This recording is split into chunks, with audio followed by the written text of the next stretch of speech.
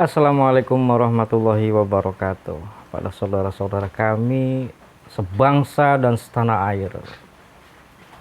Salam seduluran sing wong Jawa Barat.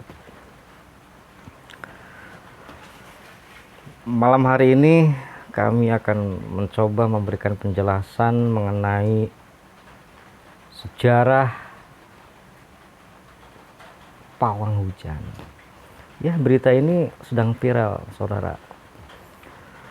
Ada sosok wanita yang konon katanya sebagai pawang hujan dalam satu sirkuit di Lombok, namanya Mbak Rara Istiani Wulandari. Beliau kelahiran dari Papua. Beliau dihujat oleh bangsanya sendiri, yaitu bangsa Indonesia. Seharusnya menurut hemat kami, kita sebagai warga negara yang baik, warga Indonesia tercinta, dukunglah profesi orang lain, jangan malah menghujat. Karena tujuan Mbak Rara tidak secara langsung adalah demi untuk mengharumkan bangsa kita, yaitu bangsa Indonesia. Mungkin terlalu picik, terlalu dangkal bagi kalian yang menghukumi bahwa apa yang dilakukan oleh Mbak Rara itu dihukumi musyrik, syirik, haram. Seharusnya jika kita mau mengkaji, jika kita tidak ada kecemburuan, ini termasuk kecemburuan loh. Seharusnya kita harus memahami atau mengerti sejarah yang namanya pawang hujan. Baru kita itu menghukumi satu hukum tersebut. Cobalah kita tanya terlebih dahulu kepada Mbak Rara. Insya Allah kalian yang statusnya sebagai ustadz, sebagai kiai, bisa memastikan jawaban dari apa yang dilakukan oleh Mbak Rara. Kita tanya tujuan Mbak Rara itu apa. Jika tujuannya Mbak Rara itu hanya sebagai wasilah, sebagai pelantaraan untuk menghentikan atau memindahkan air hujan ke suatu tempat, bukannya ke daerah lain seperti tempat gunung, perbukitan, ataupun yang lainnya, sekiranya tempat pemindahan tersebut itu tidak mendolimi warga lain, itu tidaklah masalah. Sumpama wasilahnya Mbak Rara itu memindahkan air hujan dari satu desa ke desa lain, itu termasuk dolim, itu nggak boleh. Itu yang pertama itu. Itu pertanyaan yang pertama. Pertanyaan yang kedua, jika tujuannya Mbak Rara itu mengaku bahwa dirinya itu sebagai pawang hujan, baru Mbak Rara itu masuk dalam konteks musyrik dan diharamkan. Jadi sebelum kita membahas hukum tersebut, coba tanyain dulu ke Mbak Raranya. Mbak Rara, tujuan Anda itu apa? Seperti itu. Yang namanya pawang hujan itu sebetulnya sudah menjadi suatu nama umum untuk rakyat Indonesia atau warga Indonesia. Sebetulnya kalau kita kaji sejarah,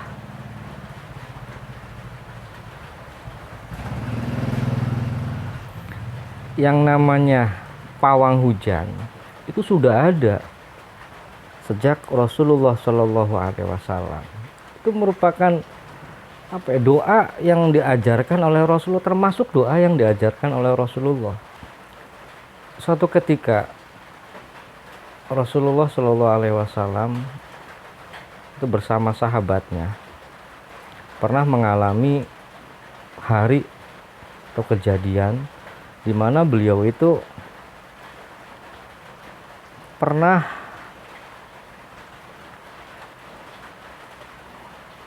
mengalami hujan lebat, angin kencang seperti puting beliung.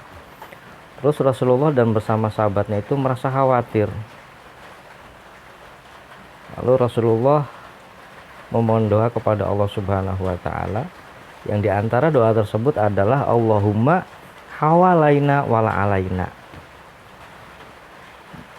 Dan dalam suatu waktu juga Rasulullah Shallallahu Alaihi Wasallam pernah mengalami kejadian di mana ketika beliau bersama sahabatnya, beliau diterpa hujan besar, badai, angin topan. Karena khawatir terhadap dirinya dan para sahabatnya, lalu Rasulullah membacakan satu ayat dari surat Hud yang insya Allah itu ayat yang ke-44. Adapun bunyi daripada ayat tersebut adalah Allahumma ya ardubla'i ma'aki wa yasama'i akli'i al-ayah. Seperti itu. Tiba-tiba badai berhenti, hujan berhenti, angin berhenti. Rasulullah memindahkan kejadian tersebut ke bukit dan ke tempat-tempat yang tinggi, yaitu seperti pegunungan.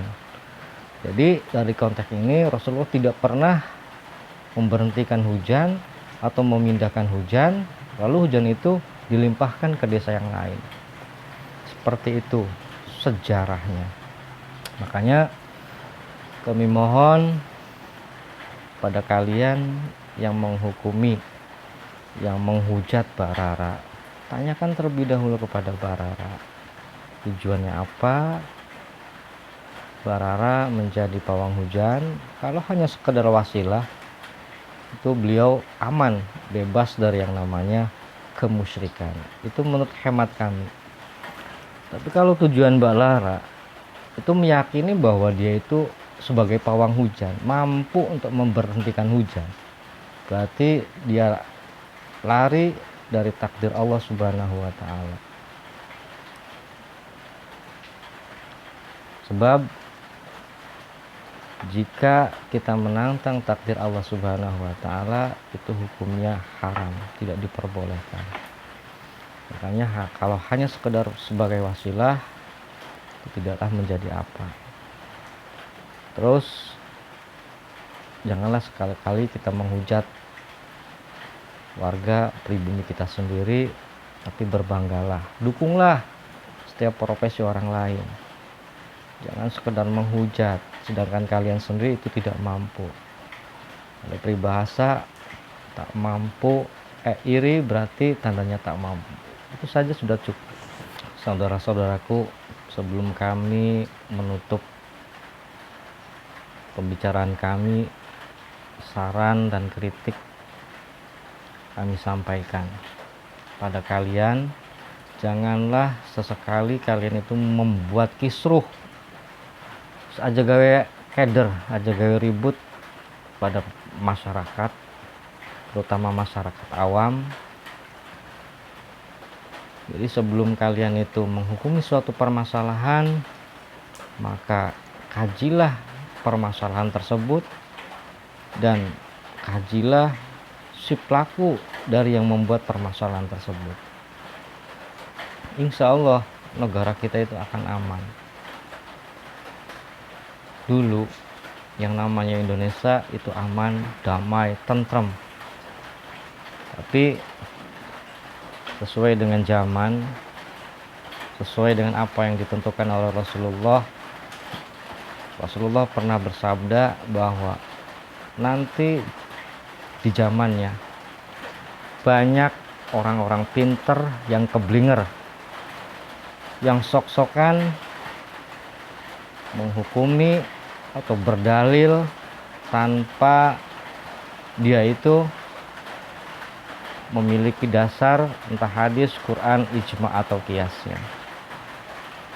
Mungkin itu saja yang bisa kami sampaikan. Mudah-mudahan Allah Subhanahu wa taala senantiasa memberikan kelegowoan kepada kita semua. Tentukan hukum sesuai dengan dasarnya, jangan asal jeplok, jangan asal asbun. Wabillahi taufiq wal hidayah. Wassalamualaikum warahmatullahi wabarakatuh.